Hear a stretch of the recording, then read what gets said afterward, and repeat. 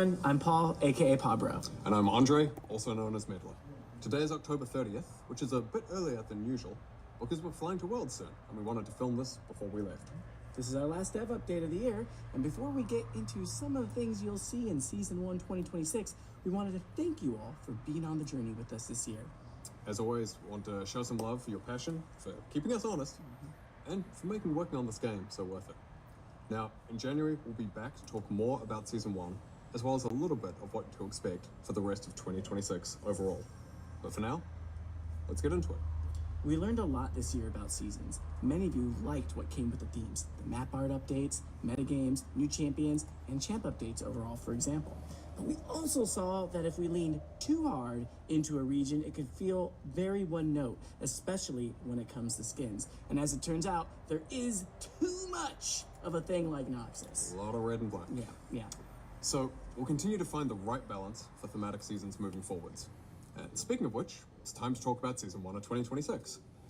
For this, we wanted a contrast from 2025, with its ancient danger, a dark end, and quite a bit of scheming throughout. So next year, we want to kick things off with themes of unity, hope, and justice, with a drop of righteous judgment thrown in there for good measure.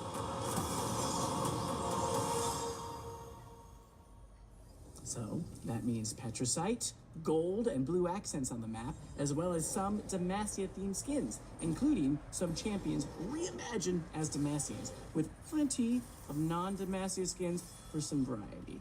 That also means that the yearly cinematic in January will feature Demacian champions. We're going back to old-school Demacia this time, back in time to what some might consider the golden age of Demacia, when it was a beacon of hope, the bastion of justice. Hey, Andre, are we forgetting something? I don't think so. You sure? Nah, yeah, let's keep going. I don't want this to drag on. Anyway, we have a range of Summoner's Rift changes that the team will talk about in a moment. And this year, we'll also talk about some updates to Swift Play. With that, we're going to hand it over to Riot and Step and Freak, who will walk you through some of the Summoner's Rift changes coming in January. Hey everyone, I'm Riot and Step. And I'm Freak. And we're here to talk to you about the Summoner's Rift gameplay changes coming in January. Over the last few years, League has been largely about team fighting over neutral objectives. Fighting around grubs, dragons, or that vision ward you just placed around grubs or dragons. And while we know 5v5s make for some of the highest highs, we want to swing back towards a state where more strategies like splitting or sieging are more viable. So we're making some changes to major neutral objectives, towers, and minions in order to do just that. Additionally, we're making adjustments to roles so everyone has an appropriate impact on the outcome of each game, because right now, some lanes are much better at turning a winning lane into a winning game. We also have some delightful improvements, so let's get started. The first thing you'll notice in January is that the game starts faster. We want to reduce downtime after you load in, so minions and basic jungle camps first spawn 35 seconds earlier than they do today. You'll still be able to pull off early invades, but you'll have to be much more decisive when you load in. We're also making some changes to vision. It's an incredibly powerful tool in League, but right now it feels monopolized by supports and sometimes by junglers. We want to make effectively warding the map easier to learn for everyone and give more opportunities and power towards drops by pushing champions, especially mid and top laners who are side laning later in the game. So, we're adding Phaelites, locations that grant temporary bonus vision to wards with unique bonus vision areas for each spot. Some Phaelite rings will be available at the beginning of each game, while others reveal themselves when the Elemental Rift transforms, particularly those that would otherwise disrupt early game jungle. Okay, so on to the objectives. Otacon was one of the biggest additions to the Rift this year. It was a pretty cool, unique objective to fight over. That said, he contributed to objective fatigue, which many of you cited as an issue, and we agreed. We wanted to alleviate this over time. We had removed the second form of Otacon, we removed the second set of grubs, but it really wasn't enough. So, just like Zehen did, we are cutting Otacon out of the game. That includes Blood Roses and the petals with them. That said, let us know what you think about limited time gameplay changes and if there's something you'd like to see more of. But back to Otacon, his removal also means that Baron will go back to his old 20-minute spawn time. Welcome back, King.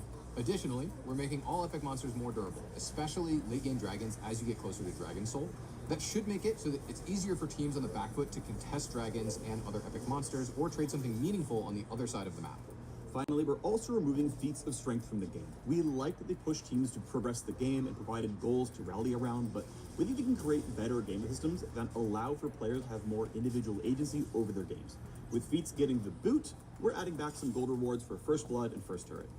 Another way we're looking to improve sieging is with the new mechanic called Crystalline Overgrowth, which is kind of like a universal demolish effect. Crystals will build up on towers over several minutes, and when hit, they're consumed to deal an extra burst of damage based on how much buildup has accumulated. This should help enable pushing windows in more situations, even if you're behind or don't have the highest DPS. Demolish will be sticking around, but will be simplified to a good old 3-hit passive. We love 3-hit passives. Yes, we do. Turret plates will now stay on outer turrets permanently and will be added to the inner and inhibitor towers as well.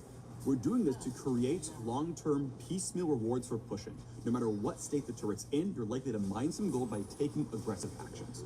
We're not adding more gold to the map with these changes. Instead, we're going to be basically spreading out the current gold for killing a tower and splitting it across the plates. To further facilitate pushing, we're ramping up minion respawn rates in the late game to give more frequent access to sieging turrets. We're also adjusting late game home guards to swiftly take you to your most pushed minion wave in each lane. And finally, next turrets will respawn with partial health missing. We like that the respawn allows a team to hold their base for a while and not have to worry about getting backdoored by a Twitch, but with a full health respawn, it meant that it was honestly incorrect for a sieging team to finish killing the turret sometimes. Now, for our biggest change for next year, role quests. When you load into the game in January, top, bot, and mid lane will now have their own quests that reward unique power, similar to the jungle pet evolutions and the support item upgrades. You'll progress these new quests by killing minions, champions, plates, towers, or epic objectives. All the things you'd normally be doing in a game. You'll progress even faster by doing those in your assigned lane. Your quest is decided by which role you've been assigned in the lobby. So if you and a friend or a stranger want to change roles, make sure you do an official trade and champ select. One of our goals with these role quests is to buff top and bot carry relative to the other roles, as they're currently the two weakest, and as a result, the quest rewards are going to be comparatively stronger for them. Now, let's get into the rewards which will be granted in a new role quest slot. Historically, top laners haven't always felt like they have the agency over the games that they deserved, even if they won their lane. And that's something we would like to change this season.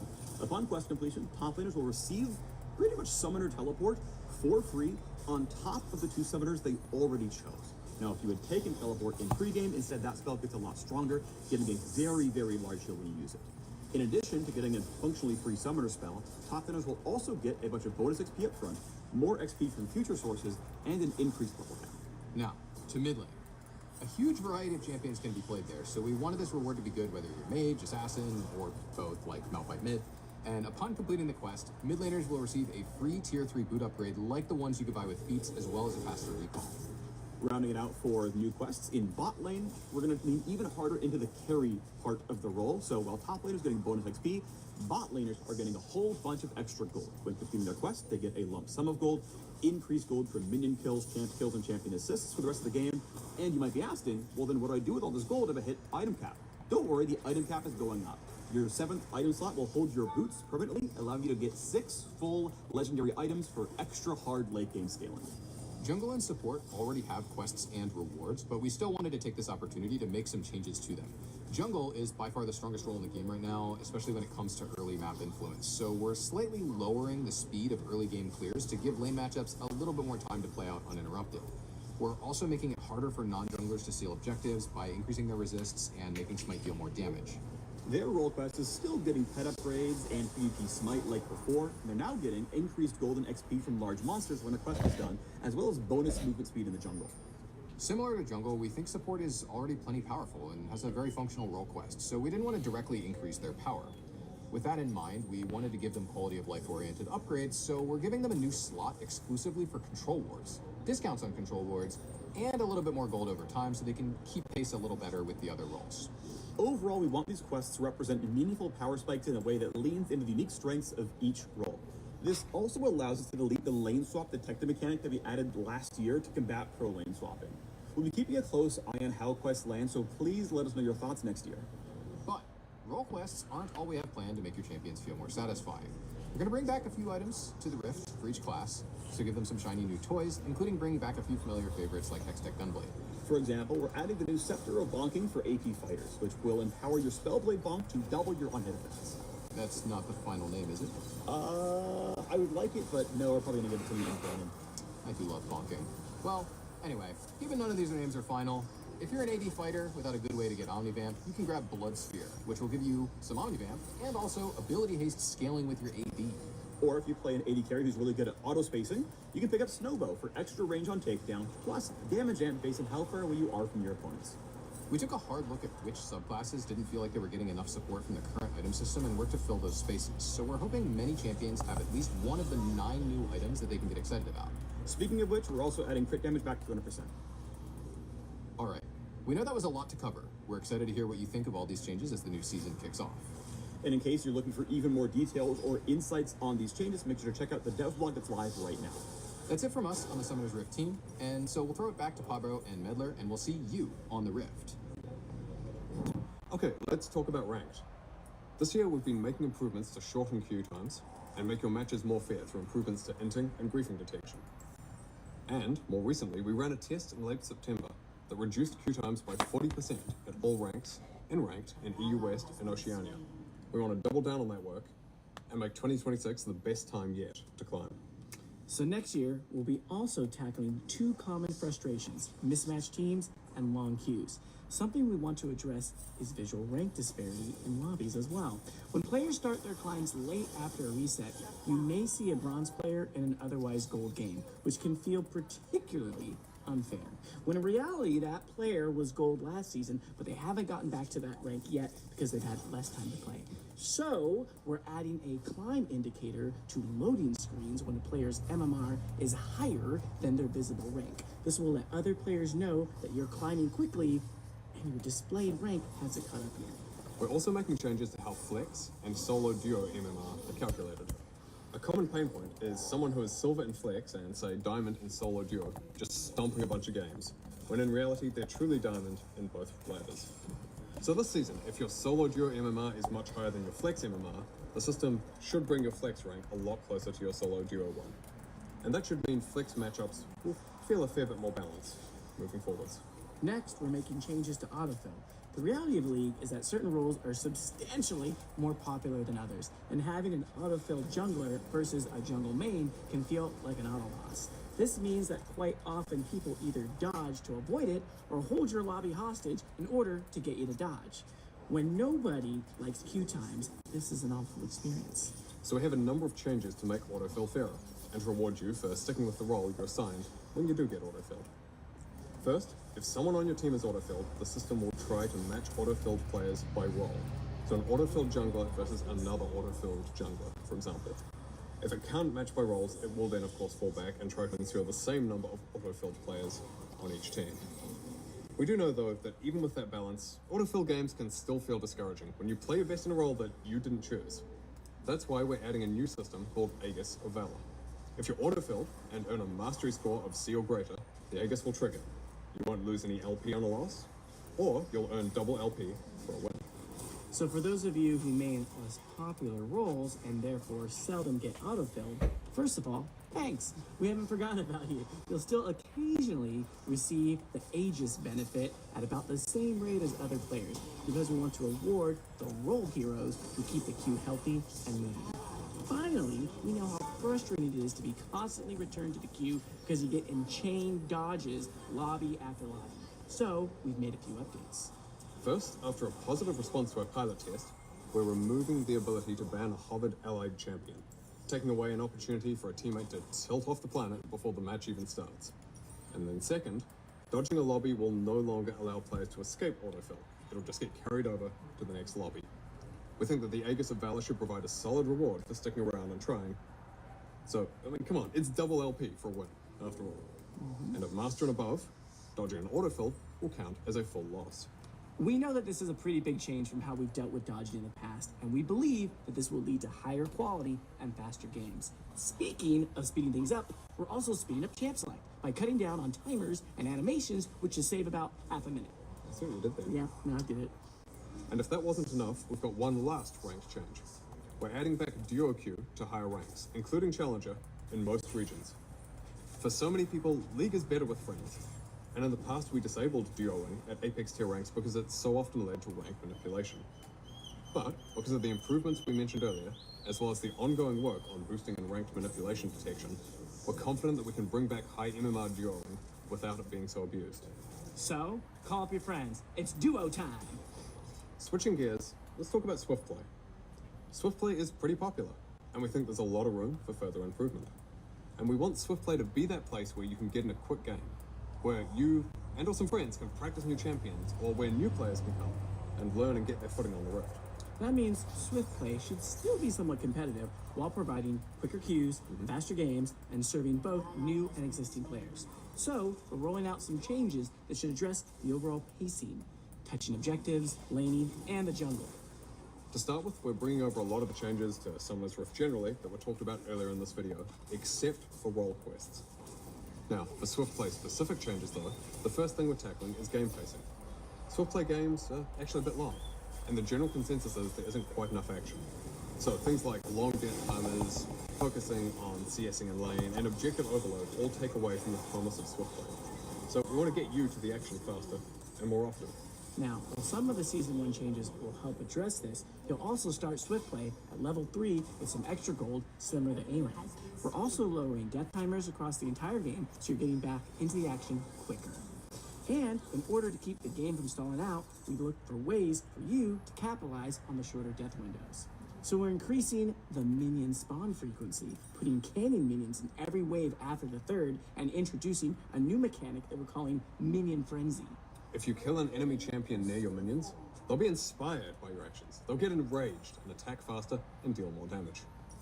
We're also going to be making some adjustments to tower durability and making sudden death start a little bit earlier. And thus, Swift. Outside of pacing, we also want to decrease objective overload. While the removal of Artican helps, we're also going to be removing the Grubs and Rift Herald. Baron and Elder Dragon will also be spawning earlier, with Elder spawning at 15 minutes regardless of whether the Dragon Soul has been claimed. The game-ending power of these buffs being accessible much sooner should help in closing games a bit faster than what we're currently seeing. And with Elder Dragon moving up, the Elemental Rift will transform after 1 dragon, and you'll get the Soul after 2. Finally, rounding out these changes for Swift Play, Jungle. Now currently, if you're not a seasoned jungle main, it can actually be pretty overwhelming in Swift Play. These broader pacing changes around neutral objectives should make it feel much more comfortable, and like you're not being swarmed with objectives all the time. Now we know this is a ton of information and changes, but the goal here is for Swift Play to feel swifter without it being so dense that it's overwhelming. We have a dev blog coming out today that will cover all of these changes, plus a lot more detail behind the specifics, so if you want to learn more, go for it. Hi everyone, I'm Dasha Dudor, product lead, back again to chat about WASD, this time with the tech lead for WASD. I'm Riot, call me KT. Now that Worlds is over and we're getting closer to the end of the year, we want to check back in on the wild world of WASD. We've been on the PvE for a few months now, and in that time we've caught and squashed over 100 bugs. All thanks to the feedback we received from all of you creative, maybe a little unhinged PvE players who've been helping us find, identify, and crush all of these pesky bugs. An extra special thanks to the players who are able to re-trigger the notorious new bug. Even beyond bugs, PvE players have been giving us great recommendations and requests. One Redditor recommended that we add an option to do a single button input to move at a 45-degree angle up and down the lane. It sounded pretty wild at first, but we found through our internal testing that it actually saved a lot of finger pain. So it will be available as an accessibility option for WASD players going forward. Since our debut on the PvE, we've been continuously updating all the different facets of WASD. We've made improvements to navigating around minions, wall sliding, the new dynamic lock camera, and more. One of these features is a new auto attack system for WASD. With practice and dedication, you'll be able to weave attacks and movement, matching the experience in point and click to reach your optimum DPS. Our goal is to keep WASD as an alternative control scheme at all levels of play, not just for brand new players. We'll be keeping an eye on feedback as well as our internal data to ensure it remains an equitable experience. We've also been updating our dynamic locked camera. We've added the highly requested ability to tune the camera speed to your liking. Along with these settings, we heard your feedback on wanting a way to scout ahead, to check for ganks, look at other lanes, and much more. So we've introduced a new feature appropriately named the Scout Ahead mode. When you're in dynamic locked camera, you can hold your middle mouse button to freely move your camera, and you'll snap back on release. These features, along with all the bug fixes, will be available when WASD goes live tomorrow in all queues except ranked and normal draft games. We're choosing to keep WASD out of draft modes for now, as we want to make sure you can have a smooth process for your ranked climb. Really? Tomorrow? Well, WASD will be live in all unranked queues except normal draft in patch 25.24, which for many of you should be tomorrow. We saw your requests and questions about other features we've promised, like champion-specific keybinds and enabling many of these new features for point-and-click players. We're still working on them, and much more to come. We're at the point where we want to focus on getting large amounts of player data in order to drive our development further. So we're opening up the feedback channels to our much more global audience. Now, we still don't have the exact timeline on when WASD will come to ranked. We want to ship it when it's ready, which means fair, balanced, bug-free, and smooth to play. Please keep up the feedback and bug reports. There may still be a few stragglers out there. Only through our powers combined can we find all of them. That's it for us. Be sure to check back out on WASD when it's live and send your bugs, feedback, and best misplays. Thanks so much for listening, and we'll see you WASDing on the Rift. How Pickums? Not great. Bit much hopium when I filled them out. I know how it feels, but the hopium's feeling good for me. I think I'm actually feeling great. Really? Totally. Uh-huh. Who's wearing the suit then? We don't know. Not gonna be me. I mean, we'll see. Good luck. Okay. Okay, we know that this was a long one with a lot of info in it. And we'll see you again in January, as mentioned, to talk a bit more about Season 1 and a little bit about the rest of 2026. Don't forget that Ranked will stay open until the new season, so go finish your climbs, have a happy and safe holiday season, and we'll see you on the Winter Rift. Thank you so much. Bye.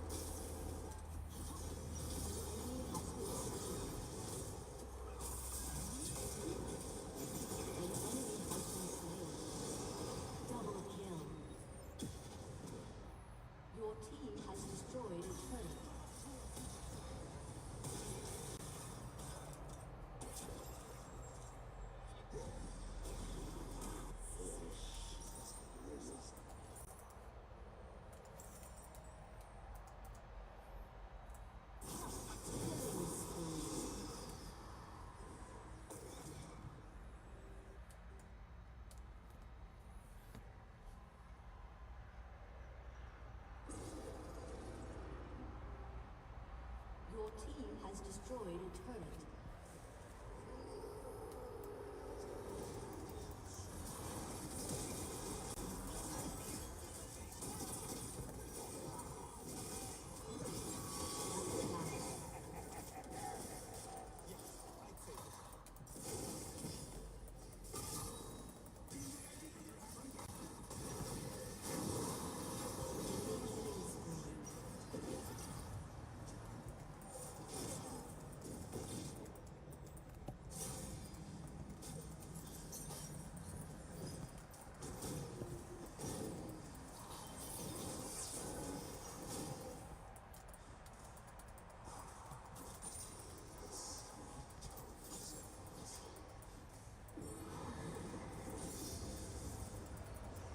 Shut down.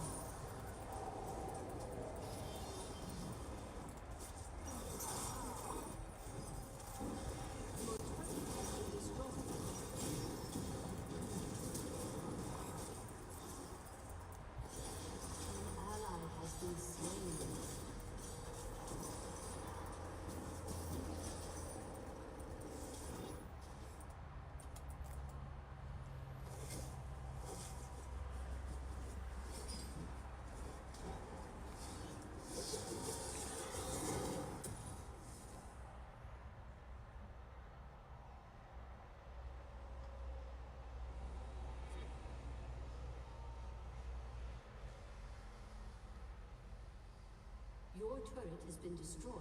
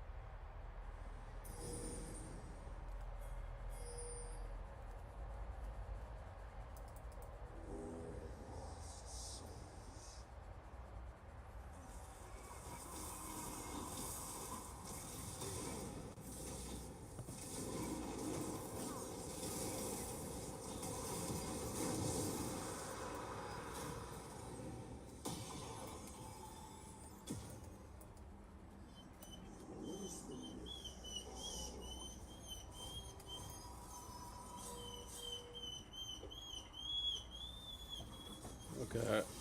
I hear you, buddy. We'll go with this game.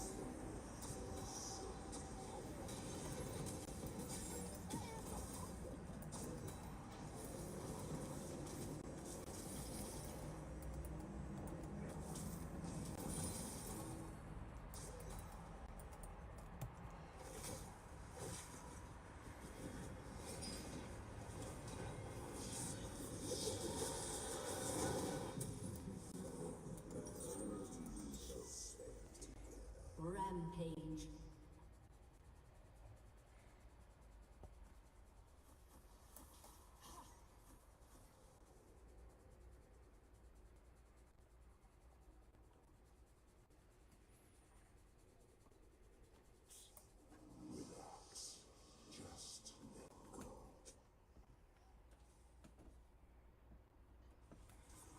Shut down.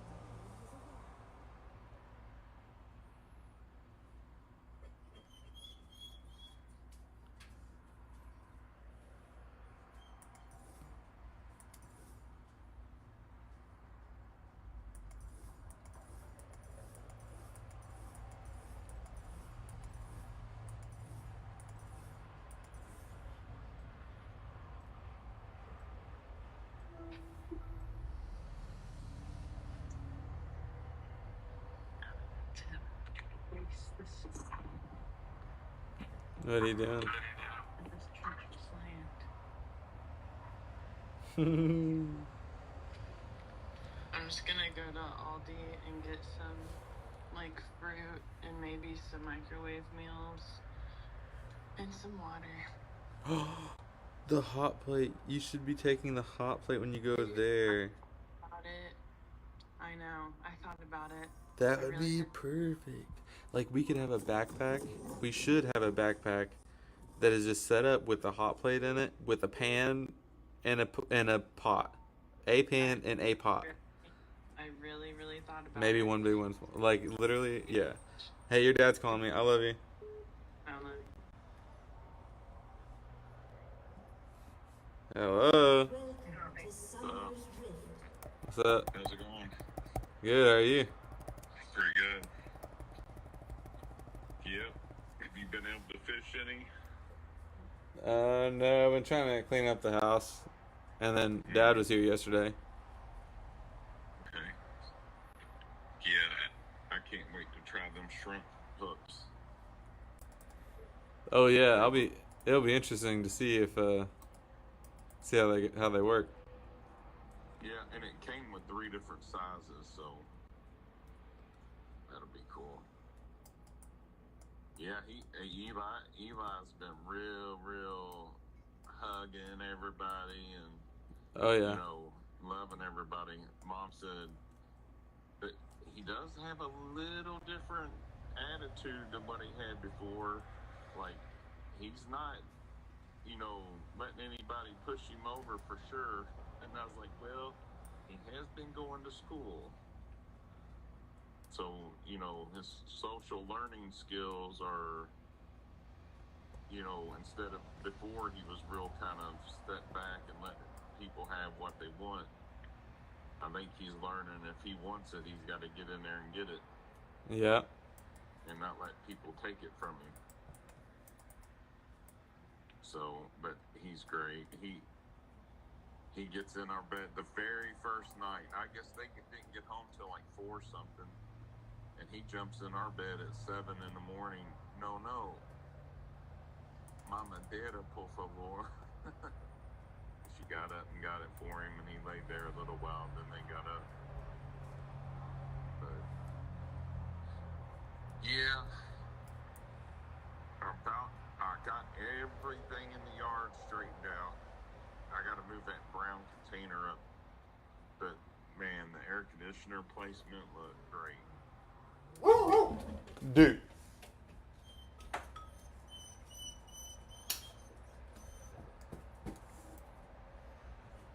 Nice. Yeah, but yeah, hopefully as soon as I find out when I'm off, but I think it's going to be like the 24th to the 6th, and I will be down there. Dude, that'd be nice. Is that when you're bringing Monty and Lila? Well, Soraya will be driving down. If they come, then Soraya will be driving down with them. And you're gonna fly separate? Yeah, I'm flying down there and riding back with them. Man, that'll be smooth. Yeah. But I figured I could fish. Like, even if you and Bella got to work, I go to walk down there and fish off the little bridge. Oh yeah, man, that's where I'm gonna hit this evening, right before sunset. But I figure I could fish down there, but hell, I might have to hop on a bike and ride to Anna Maria. You could carry also take a little kayak out.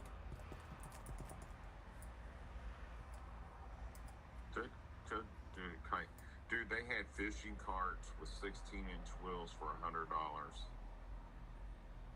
Yesterday? No, they're on sale on Amazon. Oh, for the Monday? But I told the guy at work, I said, dude, I'm quickly running out of space to put stuff. You're telling me, So dude. My daughter has asked me not to buy any more stuff for Florida. Yeah, well, what'll really clear it up, I gotta make. Have you seen the guy who makes the? He said the video is like $10 cost, $100 sell, and it's like a fishing rod holder. Or it says like $100 profit or something like that, but it's like a fishing rod holder. Basically, you buy one 1x8, and you cut the little circle hooks in it. Basically, build out your own fishing rod rack, like what was in the roof of the charter boat we went in. And you can mount those, on the wall or on the ceiling. And basically, you sell each one for $100. Yep. But to make, the point is to make a couple of those for $20 worth of wood, and have a spot to put all the poles up on the ceiling in the garage or something. Yep. I've been thinking about doing that. Yep. Well, the other thing would be is to have like mount PVC tubes across the top of the inside of the van, and have them cut out so that you can slide your reel. You slide your rod in first, then your reel hangs down.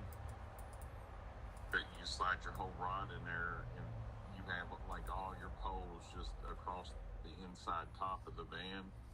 Mm-hmm. And whenever you go somewhere, you throw your fishing cart in there, but you basically got everything you need right on the van, but out of the way. That'd be cool too, but. Well, is there any reason they couldn't be on the outside? Because I saw a guy driving with he had a setup where he built that, but off of his trailer hitch. So basically, his trailer hitch came off, and he had 12 rod holders coming off both sides of his trailer hitch, or like six on each side, because he just he took. The only issue is security. Yeah. I mean, that's. Yeah, he was at the Skyway Pier, so I guess he probably lives right there.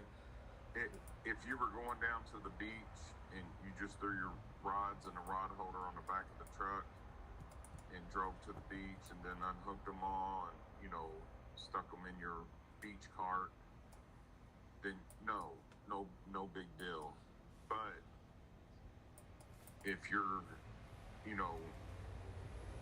like you're going to go to fishing right after work, you throw a couple of rods in your holders in the van, then you could lock your van up and not really have to worry about it a whole lot. But it just depends. But I don't know. But yeah, I'm hoping to get off the 24th to the 6th, because that would be amazing. But then Soraya and them will be down there, and me, Soraya, and the baby will be trying to get into some stuff. So I don't know what's going to happen. But until she gets down there, I'll be fishing. Me and Eli and Duke. Oh yeah, dude. I got the bait caster hooked up. It seems to be working fine. I'm trying to figure out the brake system. It's got like a 2-speed brake, so it's kind of weird. Mm-hmm. Yep. All right. Well, I love you. You have a good day. You too. Love you too, man. Talk to you later. Bye. Bye.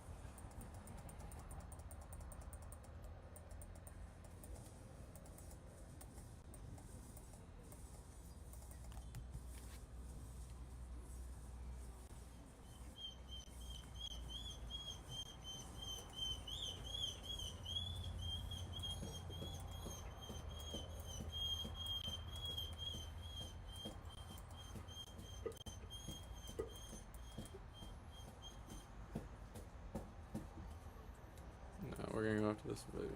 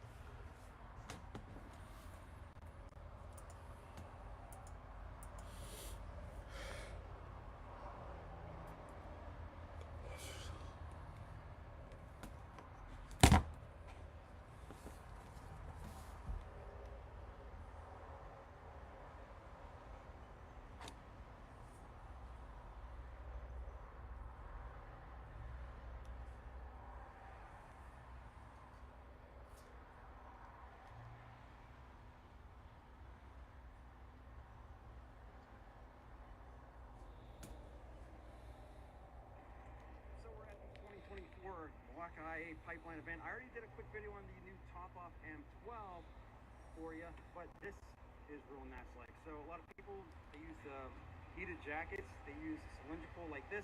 What happens is it sort of feels like a kidney punch if you sit back on this thing. This right here is the new flat. This is a 3.0.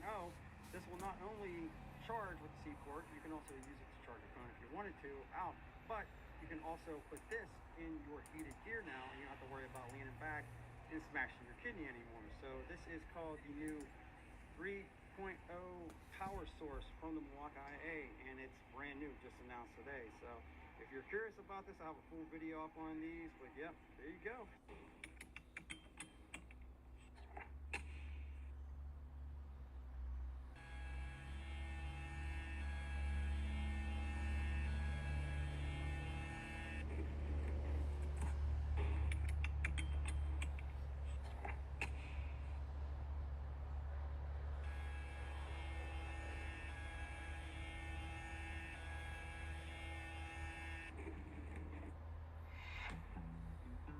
I've got it lined up at a tree there. So I'm gonna go full forward, and it's just gonna weave its way through the trees. What's the thing sticking out of the side? It's a speaker. So we've got 4 attachment ports. The speaker enables you to talk to people on the ground. You know, get somebody's attention. Miami Beach Police Department. They requested that? You could fly this thing out 10 miles. The point-to-point radio connection would go away, but it would just keep going based on cellular. Your background, you can imagine this being a useful capability on the battlefield. From the soldier's perspective, it removes the mystery of what's happening around you. You can go out a couple miles, know exactly who's coming, what they've got, where they're moving. It's now showing me on screen all the people that it sees. It's locked onto you, move over there, like it'll just keep staring. We're about to ship a feature where it'll actually like move itself. I've got it lined up at a tree there, so I'm gonna go full forward, and it's just gonna weave its way. Doc, let me see, retarded. Retarded means slow. Is it slow? No. You don't sound retarded to me. So you don't think... What do you do for a living? I'm a technician at a factory in Illinois. That usually makes money, right? What are you making? I'm making about $2,000 every 2 weeks, and VA disability too. Oh, okay. What hits your account from VA disability on a monthly basis? About $1,500. Cool. What were you doing in the military? I was a tank mechanic. Yeah. What's your disability? I took like a 20-foot fall onto my knee. What do you do for a living? I'm a technician at a factory in Illinois. That usually makes money, right? What are you making? I'm making about $2,000 every 2 weeks, and VA disability too. Oh, okay. What hits your account from VA disability on a monthly basis? About $1,500. Cool. What were you doing in the military? I was a tank mechanic. Yeah. What's your disability? I took like a 20-foot fall onto my knee. What do you do for a living? I'm a technician at a factory in Illinois. That usually makes money, right? What are you making? I'm making about $2,000 every 2 weeks, and VA disability too. Oh, okay. What hits your account from VA disability on a monthly basis?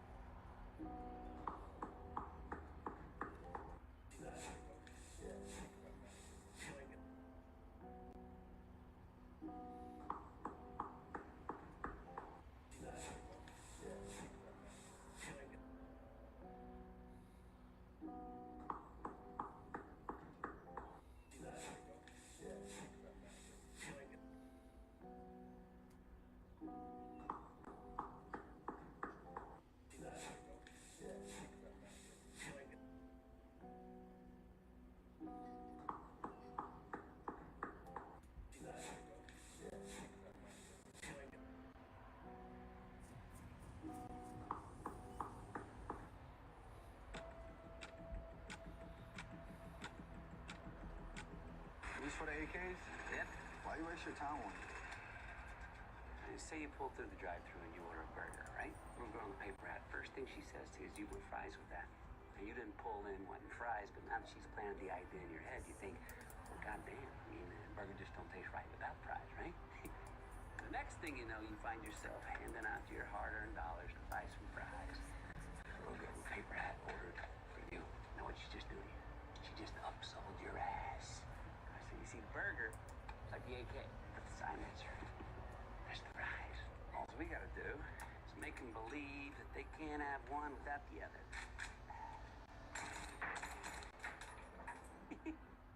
AKs? Yep. Why you waste your time on it? Say you pull through the drive-thru and you order a burger, right? Little girl on the paper ad, first thing she says to you is, "You want fries with that?" And you didn't pull in wanting fries, but now that she's planted the idea in your head, you think, "Oh, goddamn, I mean, a burger just don't taste right without fries, right?" The next thing you know, you find yourself handing out your hard-earned dollars to buy some fries. Little girl on the paper.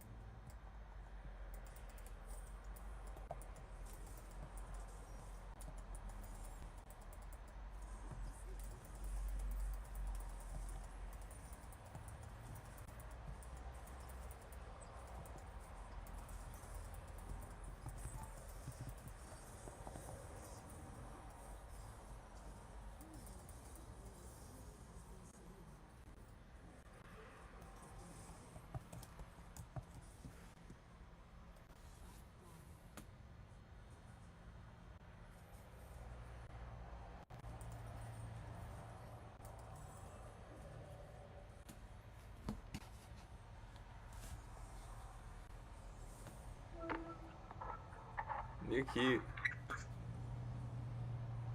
Is that your dad's jacket or brother's? No, Mom got it for a yard sale a couple years ago, and she was gonna take it to Brazil, but she never did. And I like it's perfect for going over other jackets or sweatshirts. Yeah.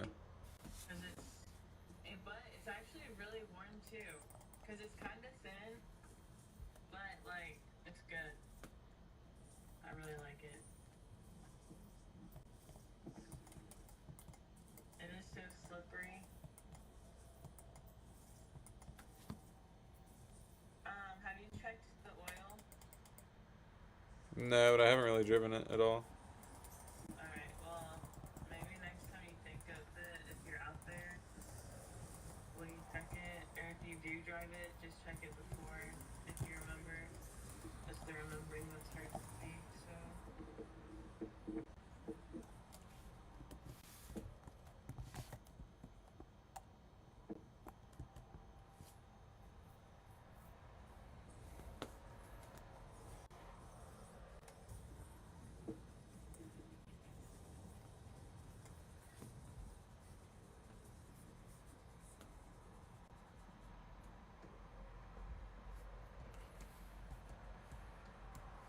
Dad's windshields detect stuff on them, and then they wipe. That's pretty cool.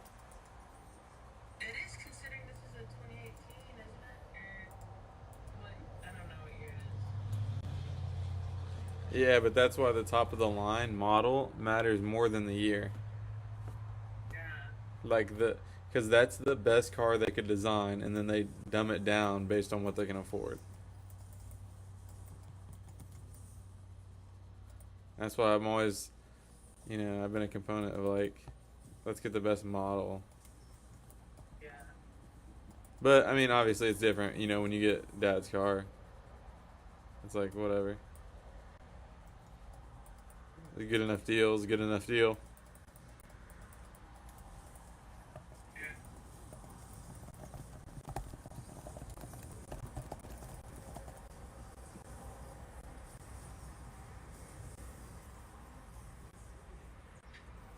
I should have left and went straight to Evansville, but tomorrow I think I'm gonna take clothes and do that.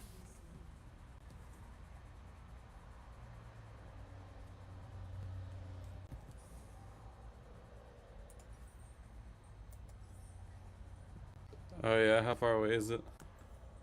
It's 2 hours. It's like it's almost home. But not, because it's just 2 hours away from here, and it would be 2 hours away from home, isn't it, Evansville?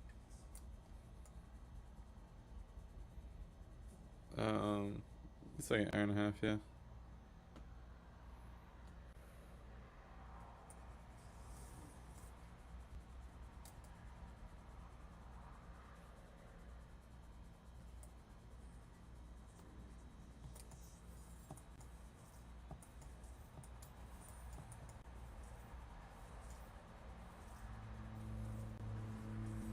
Well, as long as it's not too bad tomorrow that I'm going.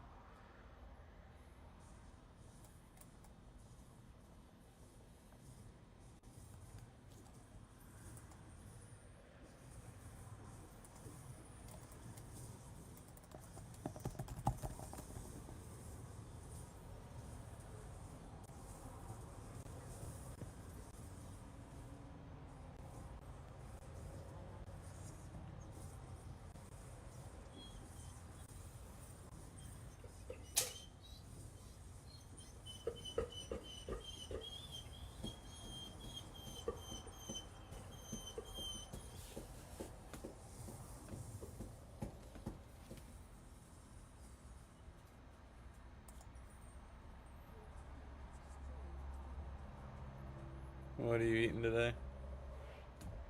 Fruits and veggies? I didn't get super healthy, but I did get grape celery and a cucumber and pimento cheese and chips and a calzone. And then brother made me a breakfast sandwich this morning and I didn't eat it, so I'll probably eat that tonight. And then I can snack off fruits and veggies. And then tomorrow I'll probably eat what it was like half a burger and some fries from Omaha for Eli. But I just brought that with me, so I'll eat that tomorrow. And I'll eat this stuff.